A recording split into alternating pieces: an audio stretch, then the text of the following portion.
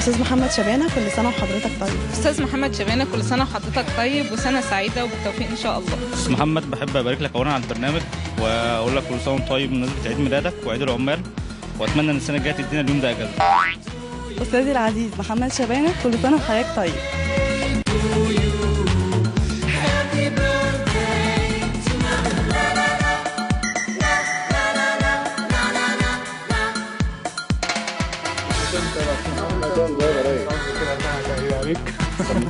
سمعنا زغروطه على الحريم.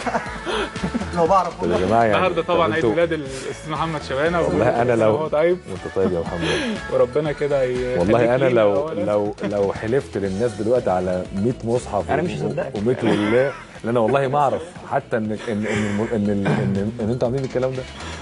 اكيد بحاجه بسيطه يا استاذ محمد. يعني انت اي حاجه ممكن تبقى بحضرتك يا استاذ محمد. انت حبست الناس بره ولا ايه؟ محمد موصين ان هو اللي ياخد التورته لوحده. فالمفروض الناس كانت عايزه تدخل تحتفل معاك، فهو قرر ياخدهم يعني اشكركم طبعا. انا والله ما اعرف يا جماعه، يعني اقسم بالله انا فوجئت بكل اللي بيتعمل ده وما اعرف يعني. 1/5 طبعا عيد ميلاد الاستاذ محمد شبانه كل سنه وانتم طيبين وان شاء الله يبقى كده يعني.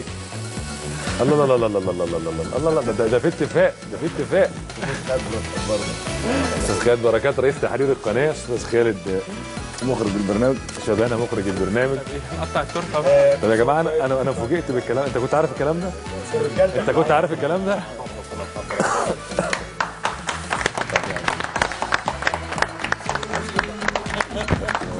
طب عرفوني عشان ابقى جاهز. لازم تتمنى امنيه الاول.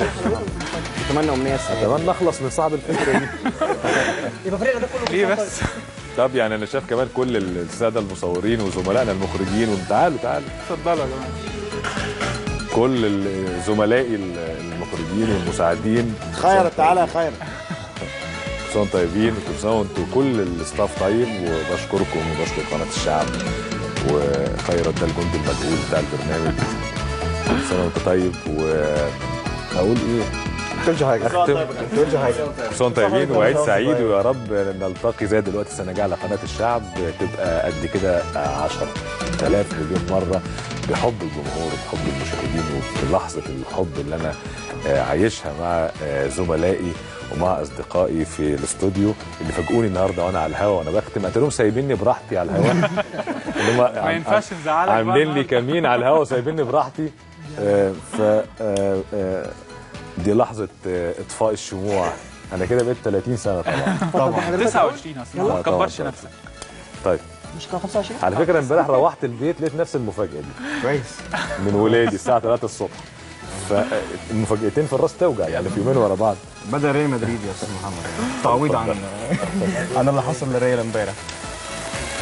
بندورنا في الاول. عموما ما دام خالد بركات هنا يبقى انا واخد الايه الصك الرسمي في القناه. كل سنه طيبين وبشكركم، ويا رب كده السنه الجايه نحتفل بتألق القناه وتألق سوبر كوره، وكل الساده المشاهدين يبقى في اتم حال واتم الصحه. وكل سنه طيبين. السبت الجاي حلقه جديده من سوبر كوره، وتصبحوا على خير.